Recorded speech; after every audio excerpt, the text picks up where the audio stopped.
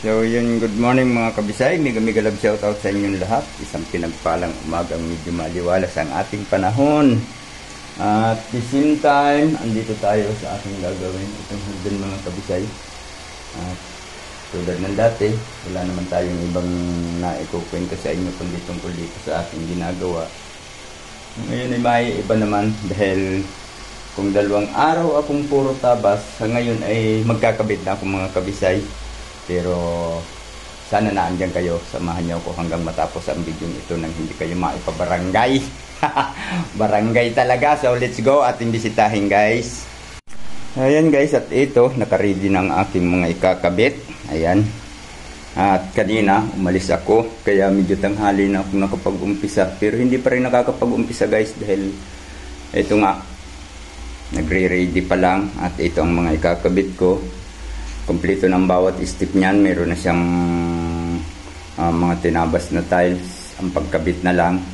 At dito sa labas, ako ay nag-prepare na ng halo guys. Solo plate ako ngayon. Kasi alam na natin, wala si Kier, wala si Abdul. So solo plate ang inyong taybisay. Kaya ayan, nagre-ready na ako ng halo para sa pagkakabitan ko ng tiles. At maglalagay pa ako ng simento niyan guys. At syempre, palibasa solo, walang kasama. Utay-utay lang. Wala naman itong ano eh. So, samahan nyo lang ako guys at sana abangan nyo ang bawat detalye ng mga gagawin ko. Alright! So yun guys, at nakapag-utay-utay na tayo. Hindi nga lang tayo matdire-diretso ng pag lalagay ng tiles dahil minsan kinukulang ako ng halo.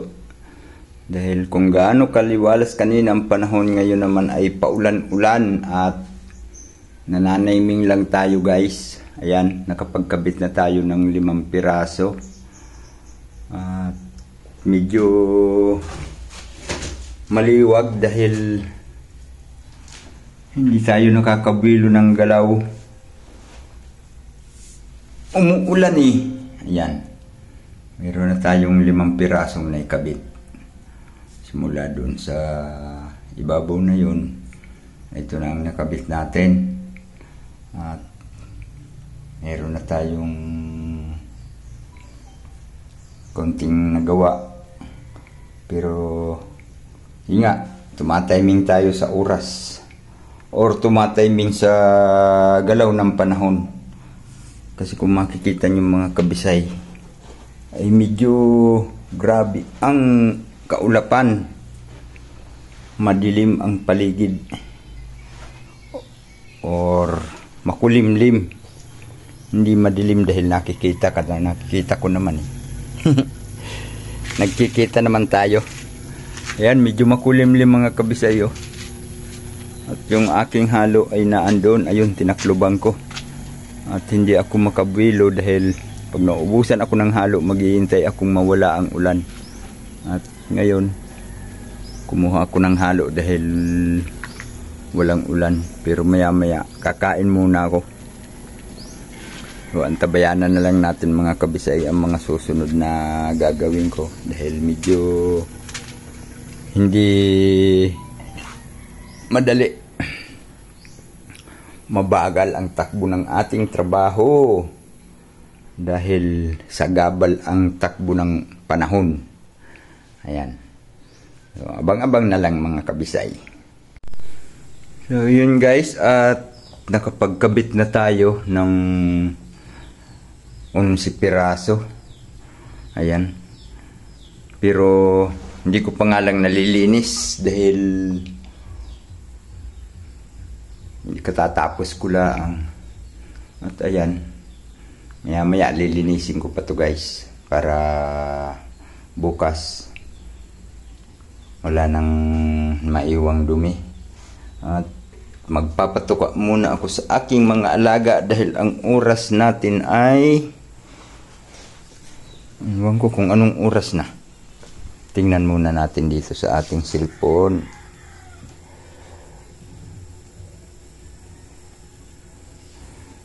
Uy, mag-aalas 5 na. Alas 4:56. Ayan oh. Military time kasi ang aking isang cellphone eh. At dito sa labas ay nag-aantay ang aking mga alaga. Patukain ko muna to guys at maya maya maglilinis pa ako para walang ano. Ayan, naglapitan na oh. Di pa nga ako tumatawag. Sigurado susunod na naman ito pagkuha ko ng kanilang pagkain. Ayan, nandito na nga lahat sa likod ko. Nakasunod. Ayan na. Ayan na sila. Papakain muna ako guys bago ako maglinis doon. At bago mag luto. Dahil maya maya magluluto na tayo ng dinner. Yan ang aking mga manok kagugulo.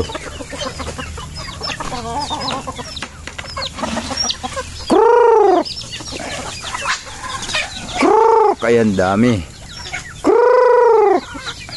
Dito ko na sila pinapakain kasi wala yung sasakyan ni JP. Ayan. Ang gulo nila guys. Uy, kawawa naman tong isa dito sa aking likod. Di pala siya makaalis. Oh, ayan. Nakatali siya guys, kaya hanggang doon lang siya, di siya makakain. Ayan. Nasa 30 na mahigit ito guys, dahil nabawasan na. 2 beses na ay 3 beses na nagkatay si Jipoy. Ayan.